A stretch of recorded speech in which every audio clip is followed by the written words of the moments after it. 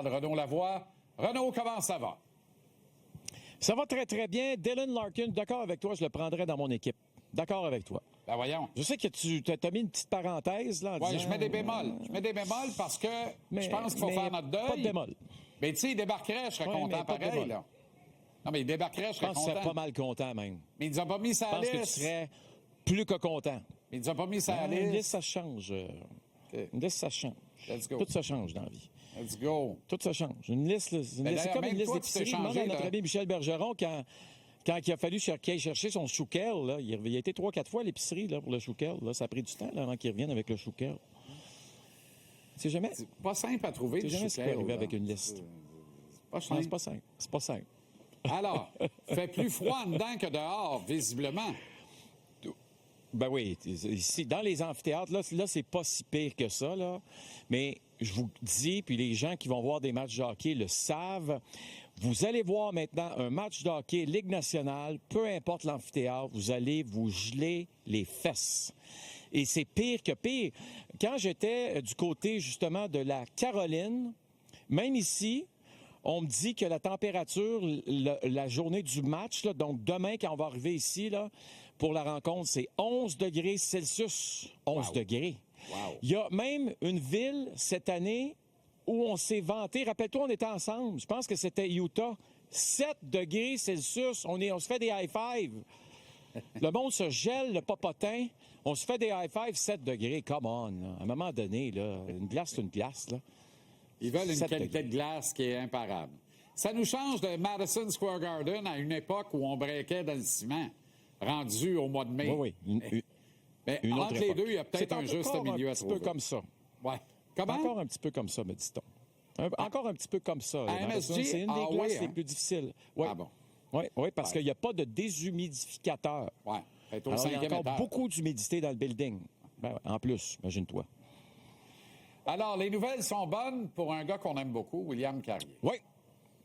J'étais content de le voir sur la patinoire ce matin à l'entraînement, un des premiers joueurs à sauter sur la patinoire.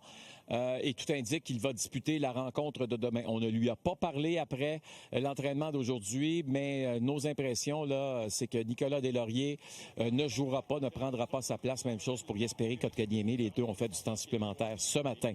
Et la seule différence, peut-être, Jean-Charles, c'est que quand je l'ai vu prendre des lancers aujourd'hui à l'entraînement, là, tu voyais qu'il ne mettait pas le maximum de son poids là, sur les lancers. Donc, ce qui semble être une blessure à un coude ou à un bras, là, très clairement, le dérange. Ceci étant dit, connaissant William, il va tout faire pour, évidemment, disputer la rencontre de demain.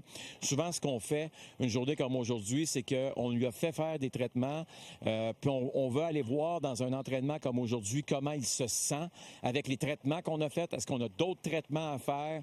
Mais quand on est rendu en finale de la Coupe Stanley, regarde, Braden McNabb est un exemple probant. Quand tu vois McNabb qui a 30 points de suture, un infracturé, qui a sérieusement été endommagé à la tête dans le premier match de série, dans le deuxième match de série et disputé la troisième rencontre. Je vais te dire de quoi, Jean-Charles, des deux côtés, c'est dur en tabarouette de revenir dans le vestiaire puis de dire, c'est quoi, moi je peux plus jouer dans cette série-là. Il faut vraiment là, qu'on t'arrache un bras, là, carrément, là, pour que ce soit possible, parce que McNabb devient un exemple maintenant probant pour les deux équipes. Aucun sens. Je regardais le visage, là. Il dit, qu'est-ce qu'ils ont fait? On dirait qu'il y a eu une reconstruction de la face. Exact. On dirait qu'il y avait du plâtre sur le nez. Il dit, voyons.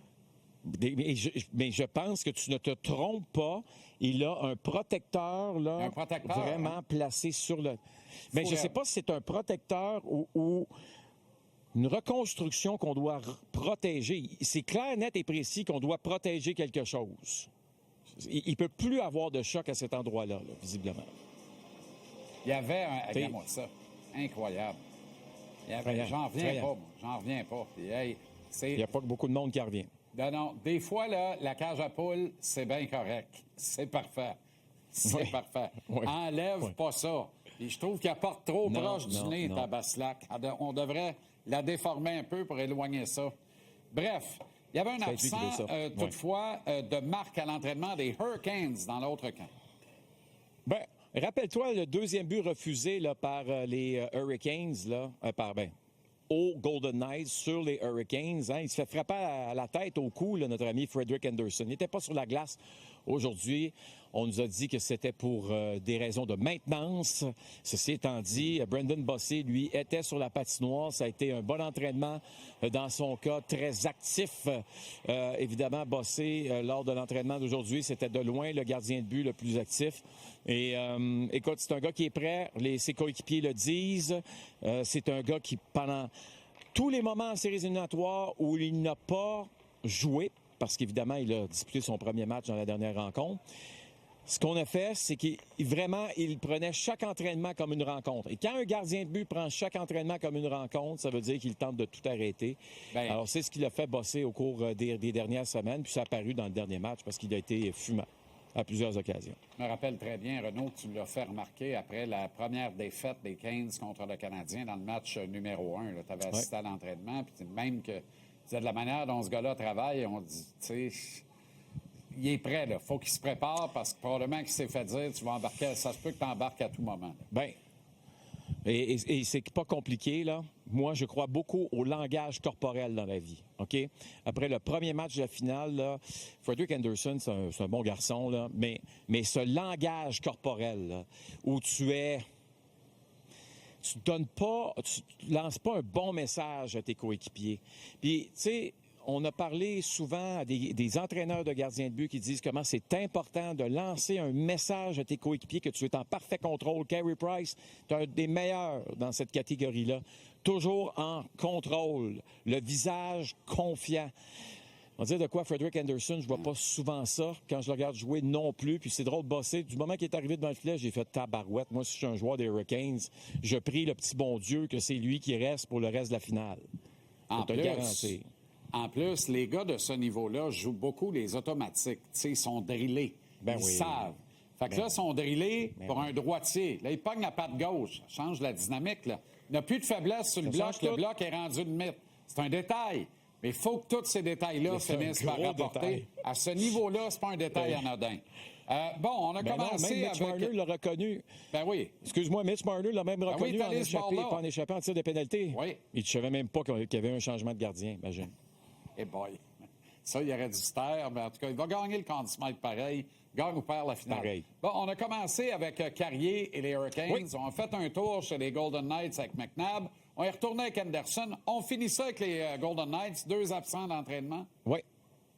Bien, McNabb et Hanifin, des indications qu'on a, c'est que les deux vont être en mesure de... Bien, McNabb va jouer le match de demain, mais Hanifin, qui s'était blessé à l'épaule droite, lui aussi devrait jouer. Maintenant, je vais te montrer des images rapidement. Carter Hart, regarde ça lorsqu'il saute sur la glace, parce que dans le centre d'entraînement du côté de Vegas, là, en banlieue, les spectateurs, ils sont... T'sais, salut la foule. Carter Hart qui est un des premiers à sauter sur la glace. Belle ovation. Mitch Marner qui a été un des derniers à sauter sur la patinoire aussi a reçu une belle ovation des partisans. C'est une belle histoire qui est en train de se construire chez les Golden Knights présentement. Tu remportes le match numéro 3, 77 % de chances de remporter la Coupe Stanley, mon cher Jean-Charles. Donc, on verra la suite des choses demain. Mais on se reparle tantôt. Hein? Ben on va se parler de Brandon. Absolument. On va se parler de Brandon un peu tantôt. Parfait. À tantôt, Renaud. Exact. C'est bon? Tantôt.